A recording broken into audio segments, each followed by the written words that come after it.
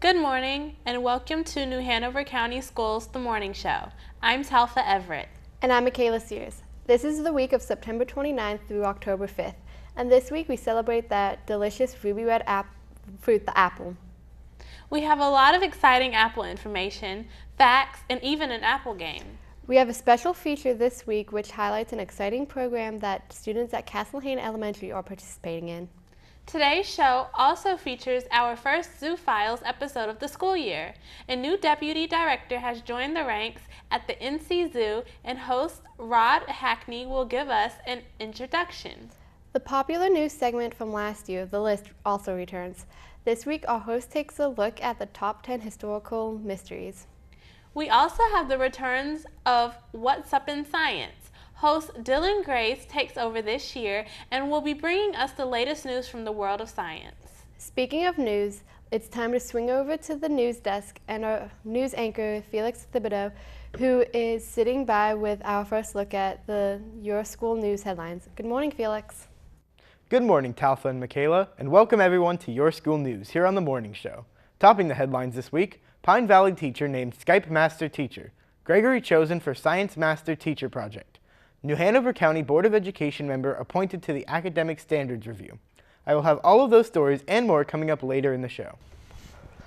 Thanks, Felix. We get things going today with the staple here on The Morning Show with the segment we call This Week in History. Our Grand Master of Historical Knowledge has all the headlines from past times in This Week in History, brought to you by Kidsville News.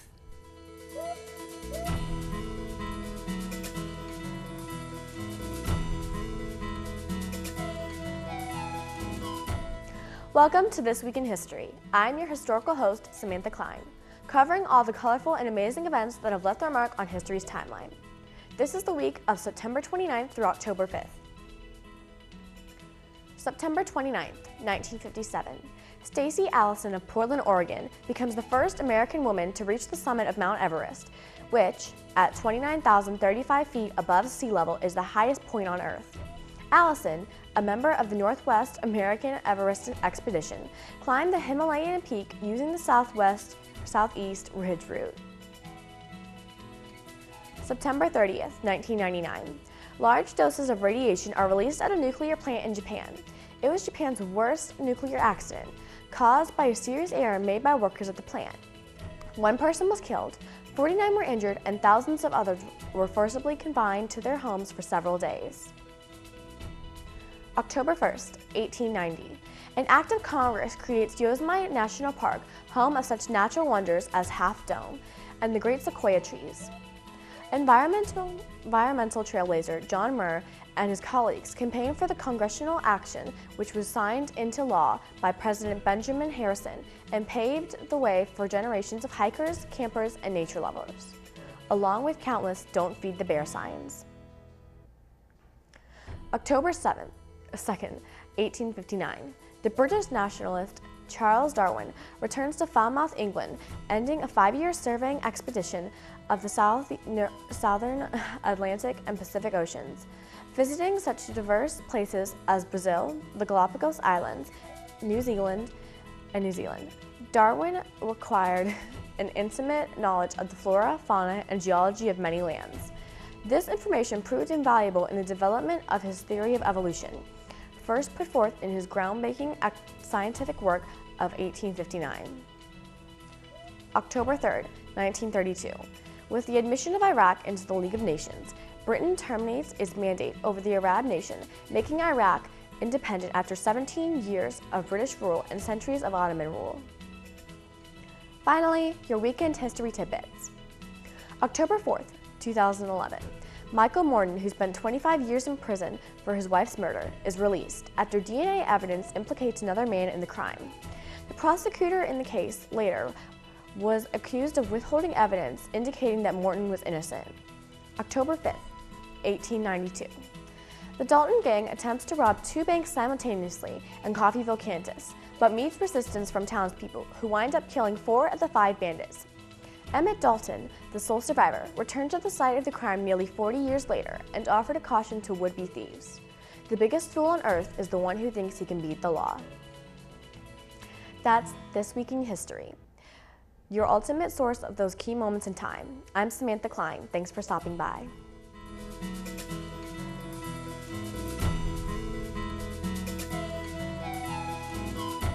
This Week in History is brought to you by Kidsville News, a fun and effective learning resource for children, teachers, and parents. It features school news, information, and local community events while promoting literacy and the development of good reading habits, character traits, and study skills in young children. And Kidsville News is always free.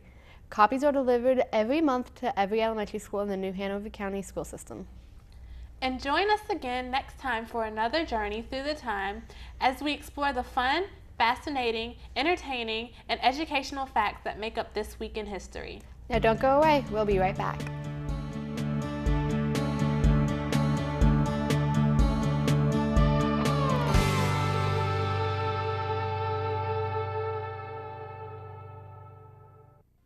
Who was president? The years 1929 to 1933. He was the first president born west of the Mississippi River. He was blamed for the Great Depression. He began large public works programs and the Reconstruction Finance Corporation. If you guessed Herbert C. Hoover, you're right. He was the 31st President of the United States. This presidential pop quiz has been brought to you by New Hanover County Schools on the Learning Network. Welcome back to the morning show. I'm Talfa Everett. And I'm Michaela Sears, and this is our special apple show. Now, fall wouldn't be fall without apples. Apple trees were grown and prized for their fruit by the people of ancient Rome. It is believed that the Romans took cultivated apples with them into England when they conquered the country. Apple growing became common in England and many other parts of Europe. Both the seeds of apples and the trees themselves were brought to America from England, probably in 1629. John Endicott, one of the early governors of Massachusetts Bay Colony, is said to have brought the first trees to America. Native Americans took seeds of the apples into the wilderness and planted them in their villages. As time passed, American apple growers developed many new and improved varieties of apples. Today, the U.S. is the principal apple-producing country in the world. There are over 7,500 varieties of apples, but apple trees are valued not only for their delicious fruits, but also for their wood, which is used for making mallet heads and golf clubs. Pieces of apple wood add excellent flavor for smoking foods, and the split wood make ideal fire logs. What makes a truly tasty apple? The flavor of an apple is a magical blend of tartness, sweetness, bitterness, and aroma that awakens the senses. The sweetness, 9% to 12% of the fruit, comes from sucrose and fructose, two forms of natural sugar.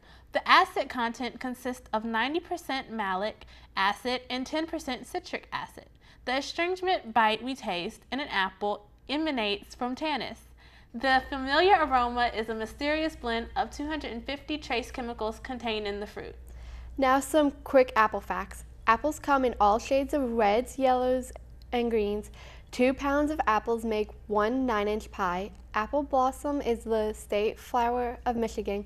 100 varieties of apples are grown commercially in the United States. Apples are grown in all 50 states. In 2008, United States consumers ate an average of 49.8 pounds of fresh apples and processed apple products. That's a lot of applesauce. 61% of United States apples are eaten as fresh fruit. 39% of apples are processed into apple products. 21% of this is for juice and cider. Apples are fat, sodium, and cholesterol free. A medium apple is about 80 calories. There are around 8,000 apple growers with orchards covering 430,200 acres. Apple varieties range in size from a little larger than a cherry to as large as a grapefruit. The apple variety Delicious is the most widely grown in the United States. The apple tree originated in an area between the Caspian and the Black Sea. Apples were the favorite fruit of ancient Greeks and Romans. Apples are a member of the rose family. Apples harvested from an average tree can fill 20 boxes that weigh 42 pounds each. And Americans eat 18 pounds or about 60 fresh apples every year.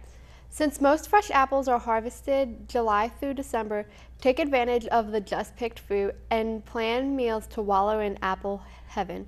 Some late varieties of apples are harvested from January through April, such as Granny Smith. Apples keep best and longest when refrigerated. Unrefrigerated apples can become mushy in just 2 or 3 days. Always wash apples thoroughly before eating or cutting to reduce intake of pesticide residues or bacterial contaminants that result from handling. When cutting any unwashed fruits or vegetables, it is possible to carry pesticides from the skin into the flesh with one cut of the knife. Apples make so many great dishes this time of year. Applesauce, apple butter, and of course the traditional apple pie. All this talk about apples and apple pie is making me hungry. I know. Before we get too hungry, let's switch over to the news desk for more Your School News with Felix Thibodeau. Good morning, and welcome to Your School News on the Morning Show. I'm Felix Thibodeau.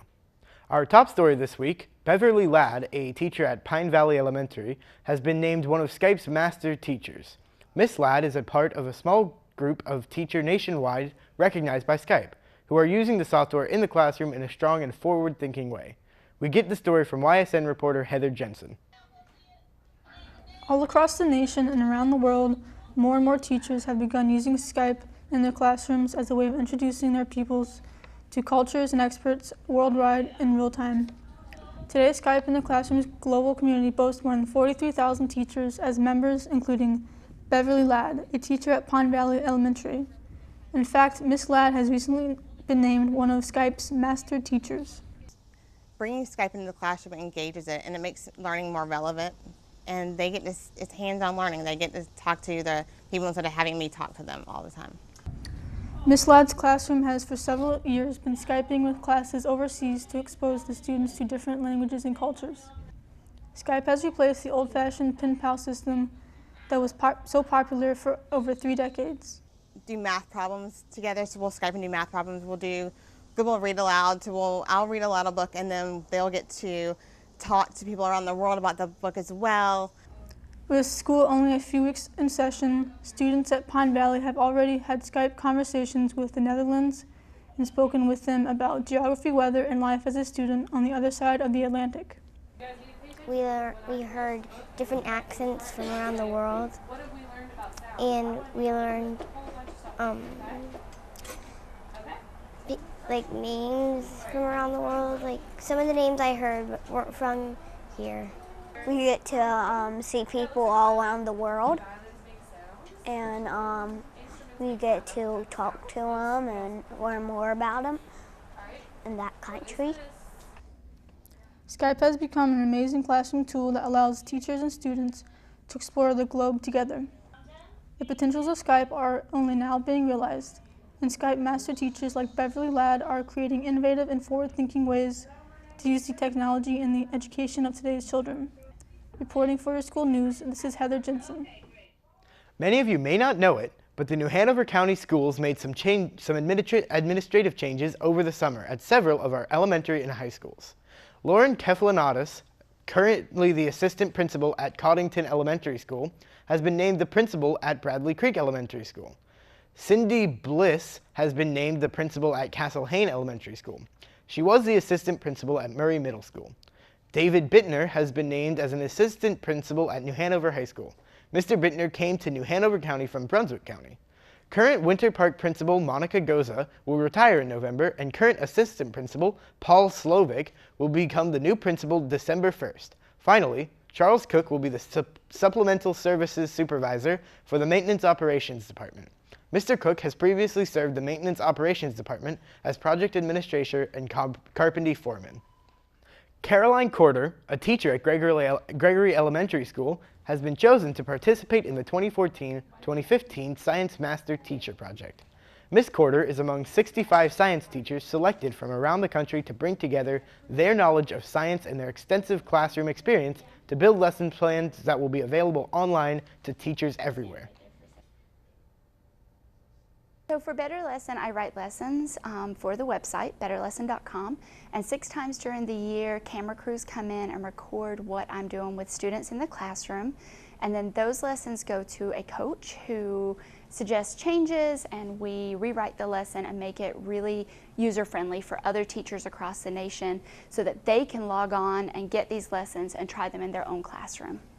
The first thing that we're doing is living organisms, and so we are starting with the basic needs of plants and animals. And so yesterday we had a lesson that turned out to be soil all over the floor because the kids tried to plant a seed any way they knew how, and that was my pre-assessment lesson to see what they already know about plants. And then we'll move through the first grade curriculum with essential standards. After the success of the Math and English Language Arts phase of the Master Teacher Project, Better Lesson and the National Education Association will be providing free access to the richness of Master Teachers' curriculum and practice to every teacher. By the fall of the 2014-2015 school year, the combined efforts of Math, ELA, and Science Master Teachers are slated to produce over 15,000 lessons. For all the latest on new Hanover County school news, join us weekdays at 5:30 p.m. here on the Time Warner Cable Channel 5 and Charter Cable Channel 191 for your school news. A complete half hour of all the latest news and information from New Hanover County schools. Now back to our hosts. Thanks, Felix. Each year, every school in the system has unique programs and guest speakers which allow their students to learn more than what is covered in books and in the classroom. Today, in our NHCS Highlights segment, we take a look at one of those programs. We travel to Castle Hayne Elementary School and speak to PE teacher Miss Wildeber about a program which has their upper grade students working with a golf pro.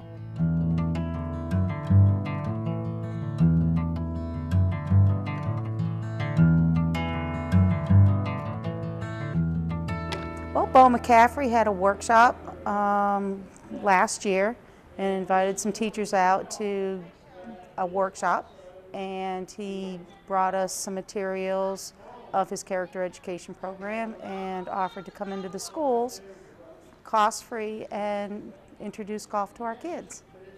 This is Jake Hunt behind me. He's from the Wilmington Junior Athletic Academy for golf. It is a character education program that is focused around learning how to play golf, a lifetime sport that a lot of kids don't have the opportunity to play. So they not only learn how to use their integrity and learn poise and behavior, but they also learn how to drive a golf ball, putt a golf ball, and things that way. Well, we're a nonprofit child development program that uses golf as a vehicle to teach young people about life skills and core values. We do it, we've been doing it in the school system now. This is our 5th year. And what we're trying to accomplish is a couple of things. One is to make golf available to a lot of the kids who normally think they wouldn't have it available to them. We provide them with all the equipment they need. We provide them with range time, free clinics. We provide them with course time if they need it and can't afford it. But what we're trying to do is trying to build golf back in the school system to where when it comes time for these young people to be in high school, you're going to have 35, 40 people try out for the golf team, just like you would football or baseball or basketball. He talks a lot about integrity, doing what you're supposed to do without having to be told. So when you're swinging a golf club, you know that somebody's not going to walk up behind you. Or he talks about, he correlates it with stealing and things that way, that if you find a dollar bill on the floor, you know, do you just put it in your pocket or do you turn it in and things that way? So he teaches you good behaviors with the golf. And then he teaches you the right golf swings and things that way instead of trying to hit it as hard as you can. He ties practice, you know, that practicing a swing, keeping good nutrition, keeping hydrated and things like that into his program. He correlates the practice not only with athletics and other sports, but also with what's important with homework and working hard in your classroom. We really, if these kids grow up and play high school golf and play college golf and play golf the rest of their lives, that's all marvelous and well and good. But we always tell these kids it's more important to be a good individual. It's more important to follow the rules. It's more important to be a quality person than it is to be a quality golfer. And by doing that, we're instilling in them the idea that doing things the right way the first time is better than the alternative. So we hope that we're building character and honor and integrity in these young people, as well as the game of golf. The kids have enjoyed it. You can see their eyes glow, light up when they drive that golf ball across the field. When they putt and they hit the cones that are out here behind me, they just get ecstatic. They hoop and they holler, and then we got to teach them that, you know, sometimes you got to be quiet and keep your control, but you can cheer on people in multiple different ways. So it's a way to show them different aspects of different sports.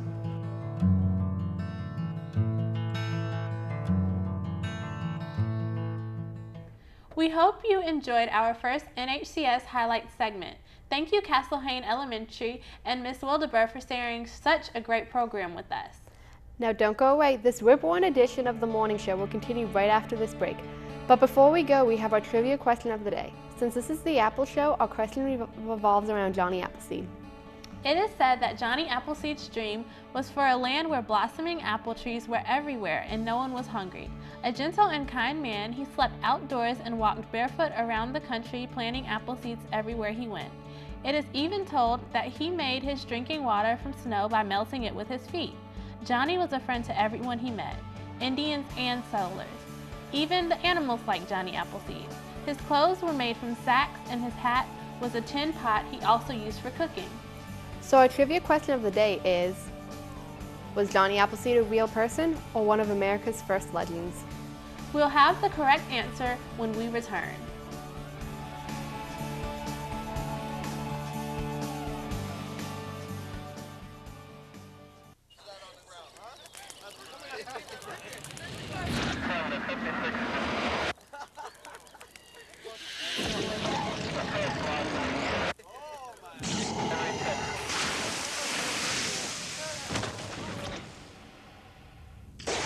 Each year, thousands are senselessly killed by people with no criminal record at all. People like you.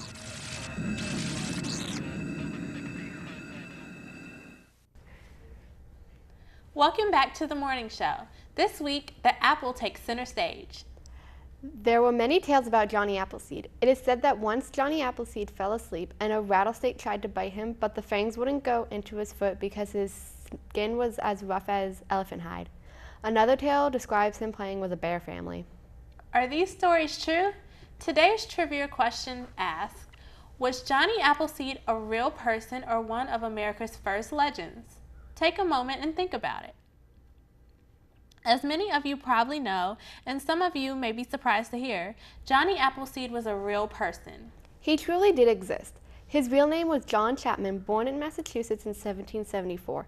He did indeed love apples. He learned about their cultivation and started many apple nurseries that stretched from the Allegheny River in the east as far as west as Ohio. In fact, he spent 49 years of his life in the American wilderness planting apple seeds.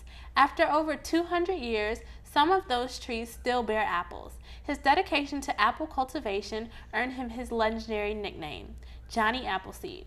As to what he wore and whether he played with bears, well, we'll leave that up to you to decide. Shifting gears now, we have everyone's favorite segment from the North Carolina Zoo at Asheboro. The Zoo Files tell us all about the different animals, exhibits, and happenings at the zoo. The future leadership of the North Carolina Zoo has been decided with the appointment of Toledo, Ohio Zoo Director Pat Simmons as the new Deputy Director of our state zoo. Rod Hickney introduces us to Simmons in today's Zoo Files report.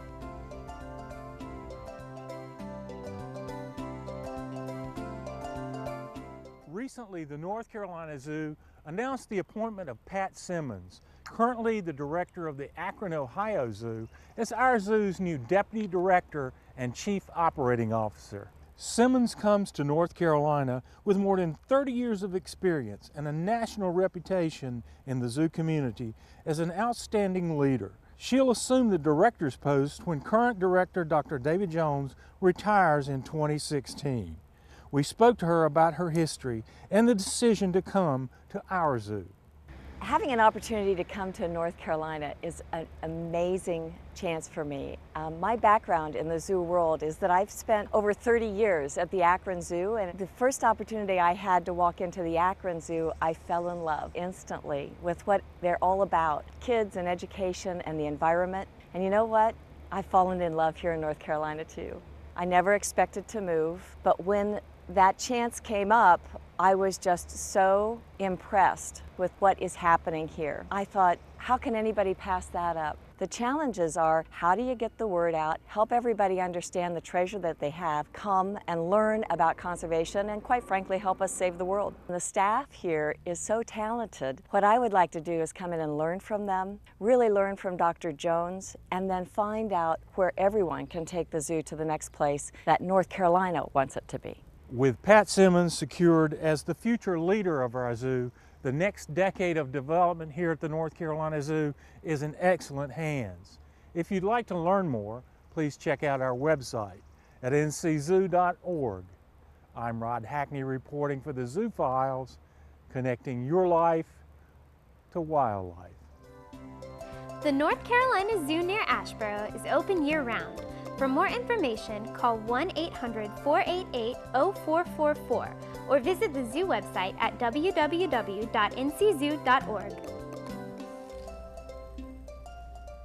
That was another excellent edition of the Zoo Files. Thank you, Rod Hackney. All right, it's time now for this week's lunch menu. This is the menu for Monday, September 29th through Monday, October 6th. On Monday, September 29th, awaken your taste buds with flavor-packed chicken parmesan or corn puppies. Also on the menu are sweet potato waffle fries, a garden salad, and applesauce. Then on Tuesday, September 30th, battle your midday hunger by enjoying either chicken nuggets with a roll or a steak fajita with Spanish rice. Continue the explosion of flavor with the side items of black bean and corn salad, broccoli and cheese, braised carrots, a garden salad, and fresh fruit. On Wednesday, October 1st, sit down for a wonderful meal of either oven-fried chicken or savory Salisbury steak. As you're relaxing, also take pleasure in the side items of a biscuit, red-skin mashed potatoes with gravy, a garden salad, and diced pears. On Thursday, October 2nd, your tummy will yell yummy when you taste the wonderful flavor of cheesy breadstick bites or a chicken salad sandwich. Continue the explosion of flavor with the side items of Great Northern beans, a garden salad, and fresh fruit. Then, on Friday, October 3rd, refuel your body and soul with a meatball hoagie or macaroni and cheese. Whichever item you choose, add carrot sticks, a garden salad, and diced peaches to help brighten your day. Finally, on Monday, October 6th, shake off those Monday morning blues at lunch with an all-American cheeseburger or grilled cheese sandwich. The meal's not complete until you pile on French fries, a garden salad, and a icy frozen fruit cup for dessert. And there you have the lunch menu for the week. Don't forget, you can also start your day off with a healthy and hearty breakfast at school. In our next segment, host Jamie Stelford takes a look at a unique top 10 list that is informative and entertaining. From animals to food to entertainment and education, each episode will count down 10 items that are tops in their category. Follow along and see if you agree or disagree with the list.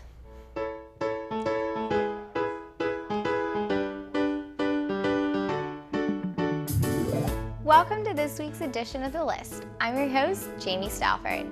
The depth of our collective history has countless stories, including some that we have yet to find the ending to.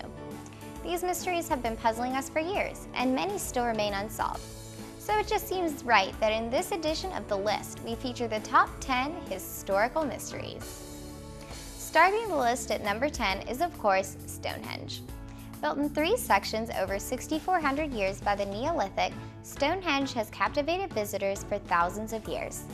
The site contains 60 stones, each weighing 6 tons and carved from bluestone from locations several miles away. These slabs seem to have appeared out of nowhere, and theories about Stonehenge's construction range from glaciers moving the enormous bluestones to ropes and timbers, to even aliens. Coming in at number 9 this week is the assassination of John F. Kennedy. John F. Kennedy was shot once in the back and once in the head while riding with his wife, Jacqueline, in a presidential motorcade. Even though no one knew who fired the shots for sure, Lee Harvey Oswald was arrested 45 minutes after the assassination. After hours of interrogation, he was accused of murder. The most prominent theory is that there was more than one shooter, either in a nearby building or on the grassy knoll.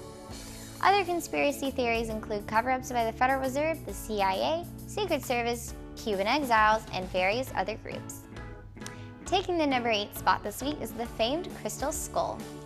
Gaining popularity with the release of the Indiana Jones movie, the mystery of the Crystal Skulls goes back all the way to 1881, when the first 2 skulls were found by Mexican mercenaries. 13 crystal skulls have been found throughout Central and South America. The crystal skulls were thought to be carved by the Mayans or the Aztecs for a long time. However, more outlandish theories have emerged over the years. Some theories that they were created by aliens, that they came from Atlantis, or even that they were left behind by a society that now lives in the hollow center of the earth. I don't know about you, but these diamonds do not sound like a girl's best friend.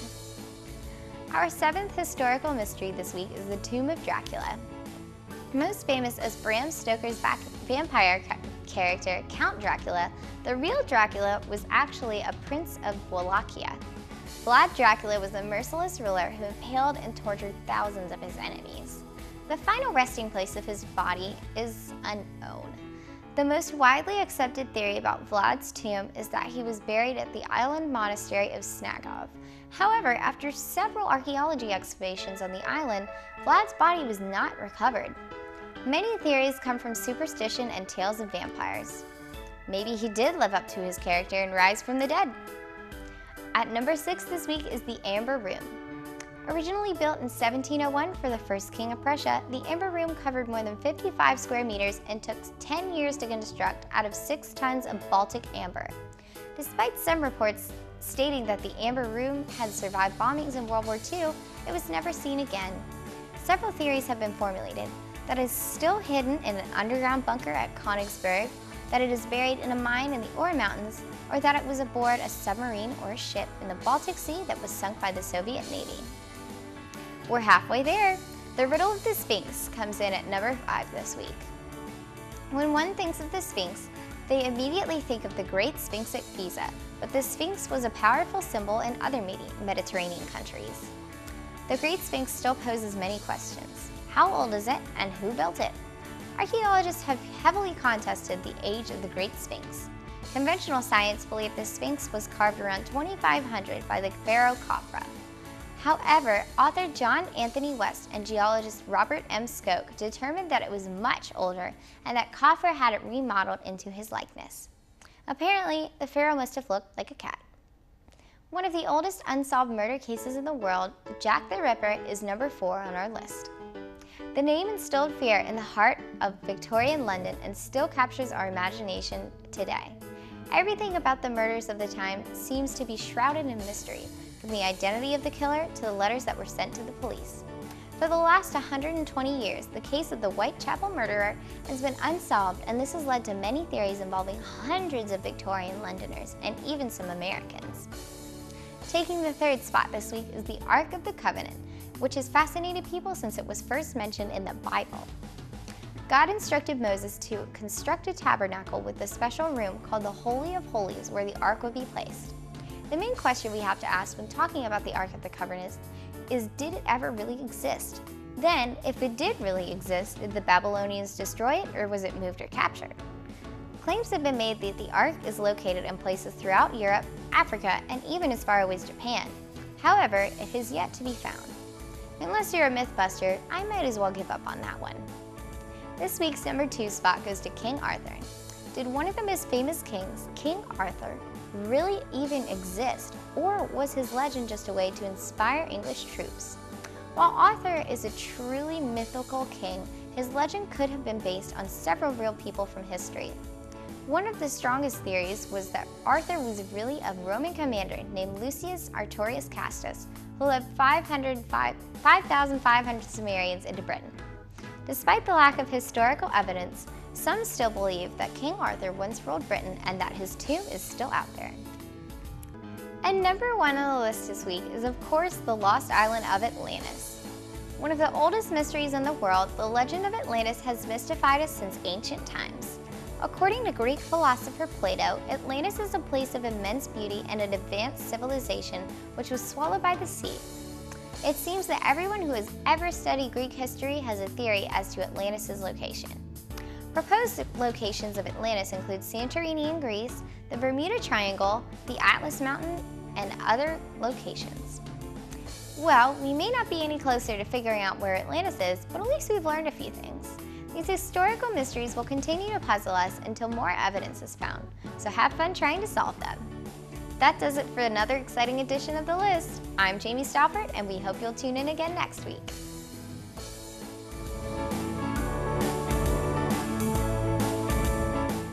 Well, Talfa, do you have any theories about any of those mysteries?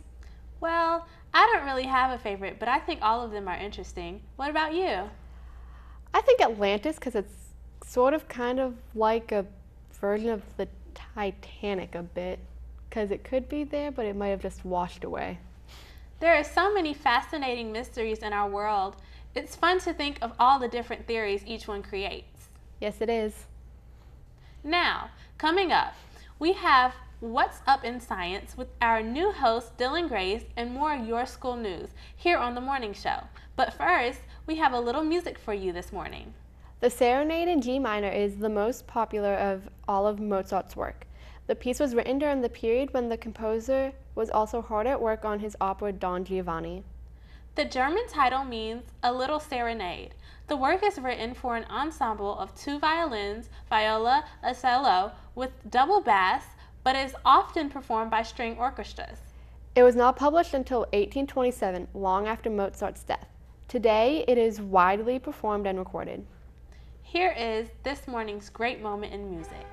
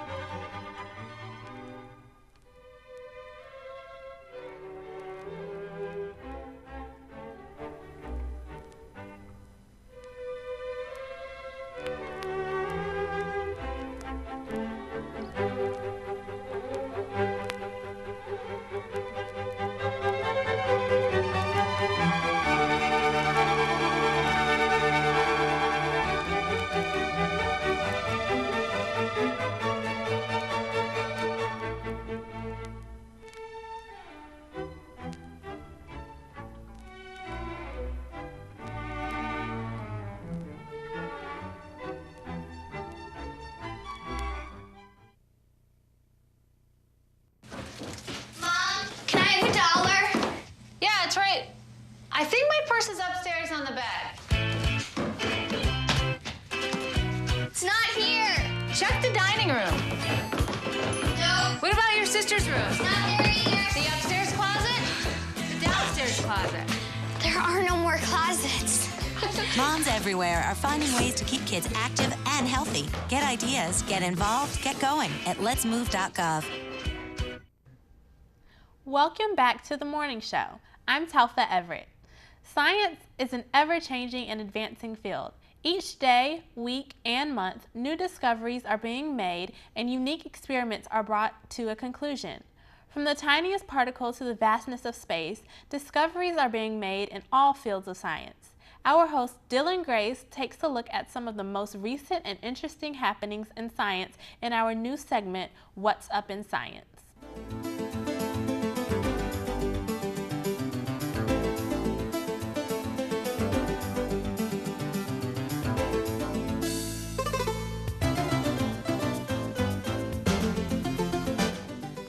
Hi, my name is Dylan Grace and this is What's Up in Science, a segment where I tell you about the 3 coolest stories in science of the past month. But before I get started, here's my technology tidbit. Everyone who has seen Iron Man has thought of what it would be like to live in Tony Stark's house. Now we might be able to have one part of it. A device has been introduced that would allow us to interact with the digital world. A tech firm in Japan has created a headset and hand-mounted box which would allow us to interact with and feel holograms. Iron Man was a good movie, but my favorite movies are disaster movies, and we on Earth were almost in one. Recently discovered meteor C23A1 will put on quite a show for us Earthlings when it enters our solar system. While the meteor will miss Earth by a significant distance, our red neighbor Mars was in real danger of impact. The meteor is predicted to come within 650 miles of Mars, a distance less than the width of Texas. For a while, scientists thought that the meteor would hit Mars and calculated that the force of the explosion would be equal to the force of 20 million megatons of TNT. To put that in perspective, the combined force of every explosive used in World War II is about 3 megatons. Some scientists were excited by the idea of an impact as it would be a rare opportunity. They would be able to see a massive celestial impact and the meteor would mine out an area on Mars far greater than anything we can currently do. While some disagree with these scientists, everyone is happy that the meteor isn't coming at us. And since life as we know it isn't ending, we still have a lot to learn about it. If you've ever looked closely at a rhinoceros beetle, you probably noticed a small appendage coming out of its head. Now what you may not have noticed is that different types of beetles may have different types of appendages.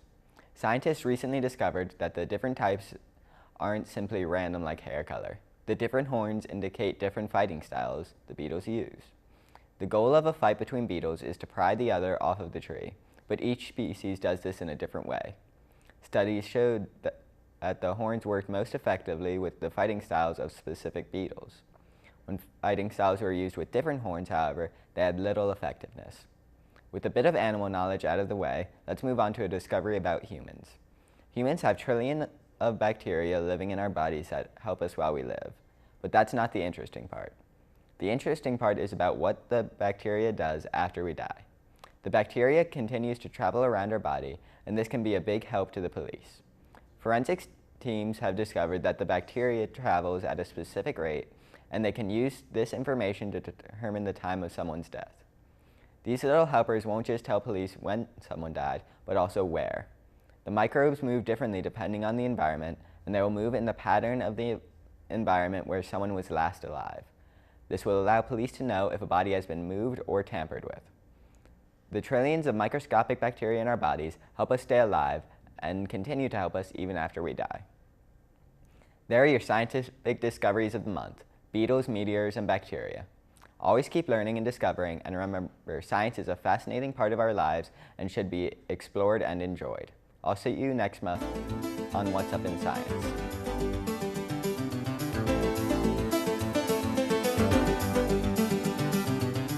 Thanks, Dylan. Those were some fascinating reports, though I personally don't like to hear about close-flying asteroids, even if it's on Mars. I know. It is scary to think about how much force a meteor can cause. Well, before we think about it too much, let's send it over to our news anchor, Felix Thibodeau, who has more for Your School News. Felix? Thank you, Talfa and Michaela, and welcome everyone to Your School News here on The Morning Show. New this year at many New Hanover County schools, pre-kindergarten, elementary, and middle schools are newly installed security systems called AI phones. The new system allows the district to do better control entry security and regulate access into buildings. With these new systems, schools are better able to keep the facility secure while communicating with school visitors and confirming their identity using both audio and video. We can now at least see who's coming to our doors, and we can take a picture of them or do a little video of them before they get into the building if we have reason to believe that it's somebody we don't know. And we have had a couple instances this year where we've had some, maybe an irate parent that came in, and so it kind of stalled them a little bit so we could be ready for them. And, you know, so I think it is a really good device to protect and keep our students safe here at Alderman. AI phones have been installed at all of the pre-kindergarten, elementary, and middle schools with the exception of Roland Grace. The configuration of Roland Grice's front office will require a different installation process for the system. The district plans to have the AI phone system installed at every school soon, including Roland Grice and the high schools. New Hanover County voters will have to decide in November whether to approve a $160 million school bond. To ensure that everyone is fully informed about the bond, the school system has launched a comprehensive website that contains all of the facts and information about the bond.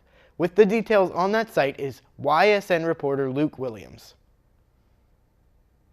At the start of the school year, close to 27,000 students were enrolled in New Hanover County schools. That number is expected to grow significantly in coming years. To continue to be a district of excellence and provide all students a high-quality education, measures must be taken to maintain our facilities and keep safety a top priority. With the $160 million education bond referendum on November 4th ballot, the school system has launched a comprehensive new website that contains all the facts and information needed to become fully informed about the bond. Well, the goal of the bond website is to have a user-friendly vehicle for people to use and to be able to go there and get all their questions answered. It's very comprehensive, and one of the best parts is the frequently asked questions section where people can answer the really tough questions. They can get the answers that they need. The Education Bond website offers detailed descriptions of the 14 prioritized projects and explains how every school in the district will benefit through the added safety measures and improved technology. Impact on local taxes is explained accurately and in easy-to-understand terms. Excellent schools benefit the entire community through the attraction of more businesses, which strengthens our local economy. We are a growing district. We're the third fastest growing region in the state behind Charlotte and Wake. We are a place that people are coming to. And one of the things that attracts them and businesses is a strong, vibrant school. Another important element included in the bond website is how past bond funds have been successfully utilized. This section gives details on the new schools that have been built, outdated structures replaced, and much needed upgrades that have been made throughout the system. And included in the bond would be the installation of cameras throughout the district at all of our schools. In addition to safety and security, we also have technology improvements. These improvements will help improve the technology infrastructure, the network infrastructure, hopefully make our network a little more robust and get a little faster internet speeds. In addition to the website, New Hanover County Schools personnel are available for public presentations and questions about the education bond.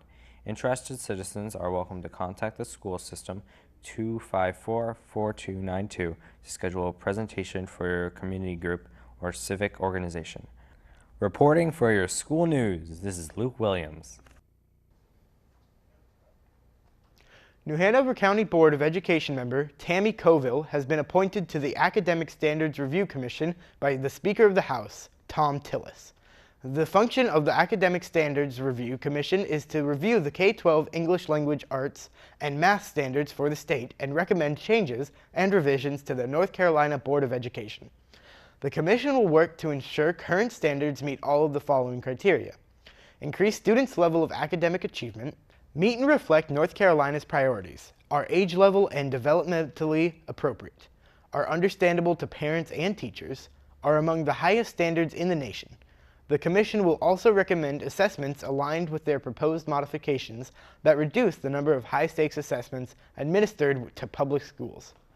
When making any recommendations, the Commission will consider the impact on educators, including the need for professional development. That's all for now. To watch this week's edition of Your School News online, visit the school system's website at www.nhcs.net and click on the NHCS TV logo on the home page. Now back over to Talfa and Michaela. Thanks, Felix. All during the show today, we have had a delicious apple pie here in front of us, and it has come to our understanding that Felix is in charge of it. He is, and I would love some. What do you say, Felix? Can we have a piece? Perhaps, but first, you must participate in a little game. I will ask each of you 7 questions about apples. Most of the information was talked about during our show, so you should be pros. For each question you get right, you will earn 10 seconds of time. After all the questions are done, we move to round 2.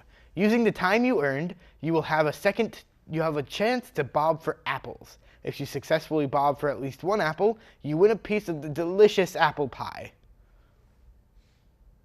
Okay, contestants, are you ready? Since you each get the same number of questions, we'll start with Talfa. You can track your score on the board you see on the screen. Okay, Talfa. What percentage of apples are sold fresh? A, 75%, B, 25%, C, 50%, or D, 100%? 75%. Oh, the correct answer is C, 50%. Okay, Michaela. How many pounds of fresh apples do Americans eat each year? A, 15 pounds, B, 18 pounds, C, 20 pounds, or D, 10 pounds? 18 pounds? You are correct. You get 10 extra seconds added to your time. This is gonna be Okay, fun. Talfa. Apples are available A, 2 times a year, B, 1 time a year, or C, all year. All year. You are correct. You get 10 seconds of time added to your score. Okay, Michaela, true or false? Apples are high in fiber. False. You are incorrect. Oh, come on. Oh. Okay, Talfa, back to you. Apples are a member of which plant family? A, sunflower, B, rose, C, daisy, or D, tulip? B. You are correct. You get 10 extra seconds added to your time. Okay, Michaela, what will fresh apples do when placed in water? A, jump out, B, swim, C, float, or D, sink? I really wish it was B, but the answer is C. You are correct. 10 extra seconds. Okay, Talfa. When people pick apples, they are usually ripe, just buds, rotten, or sprouts? Ripe. You are correct. 10 extra seconds. Okay. Michaela, which apple is the most popular in the USA? A, Granny Smith, B, Golden Delicious, C, Jonathan, or D, Red Delicious? D, Red Delicious. You are correct. That's 10 extra seconds. Talfa, true or false? There are 7,500 different varieties of apples. True. You are correct. Horticolleges have cataloged about 7,500 apples around the world. Only a handful are available in your supermarket, however. So that's 10 extra seconds. True or false? Michaela, more apples are grown in North Carolina than in Washington State. False. You are correct. Washington State is the world leader in apple production. 10 extra seconds.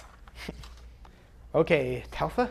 Apples are harvested by A, horse and wagon, B, people, C, tractor, or D, helicopters? People. You are correct. That's 10 extra seconds. Michaela, when are apples harvested? A, spring, B, summer, C, fall, or D, winter? Fall? You are correct. 10 extra seconds. Okay, Talfa, how many seeds are in an average apple? A, 5, B, 1, C, 3, or D, 16? 3. Oh, the correct answer is 5. Apples contain 5 seed pockets. Usually, each pocket contains a seed. Okay, Michaela, how many grams of fiber are in an apple?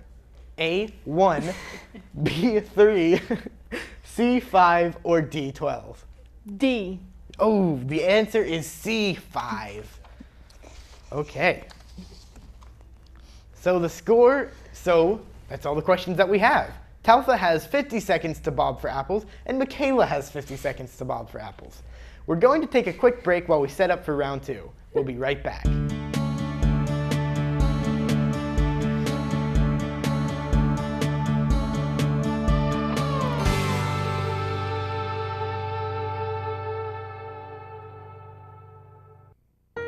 In the small town of Elmira, New York, a boy was born into an all-American family. The odds of him achieving his dream in the fashion industry? 1 in 23 million. The odds of having a child diagnosed with autism? 1 in 110. I am Tommy Hilfiger, and my family is affected by autism. Learn more at autismspeaks.org/signs. Welcome back to the morning show. After round 1 of our game, Talfa won 50 seconds to bob for apples, and Michaela also won 50 seconds. Talfa, we're going to let you bob first. Good luck. You can do it. Go. The timer.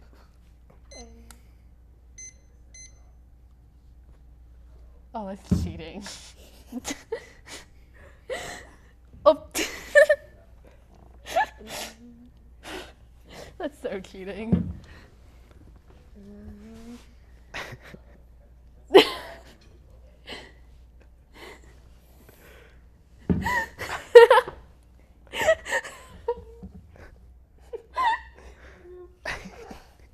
Oh my God. Go. 15, 14, 13, 12. 10 seconds. 5, 4, 3, 2, 1. Oh, how many apples did you get? 3. Nice. But see, all parents Half have of your stem up. apples. That's good. Strategize. All mine are stemmed down, so. Okay, Michaela. The challenge has been through. It is your turn. Are you ready? Yes. Okay. Let's go.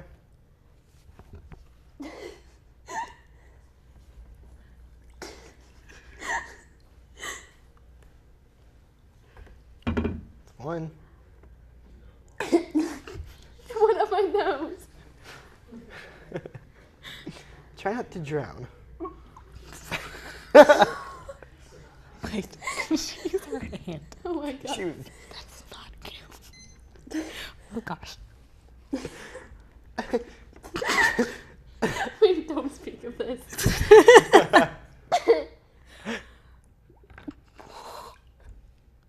Oh, it's a tied game with 10 seconds left. No. 5, 4, 3, 2, 1, and Michaela wins. Oh, you won by 1 apple. Bite mark. Okay, Michaela, you win my pie. I feel like I deserve more than pie. Well, that does it for this edition of Your School of Morning Show. Remember, for the best TV of all, each and every day, keep it tuned right here for New Hanover County Schools TV on the Learning Network of Cape Fear. Have a great day and a wonderful week.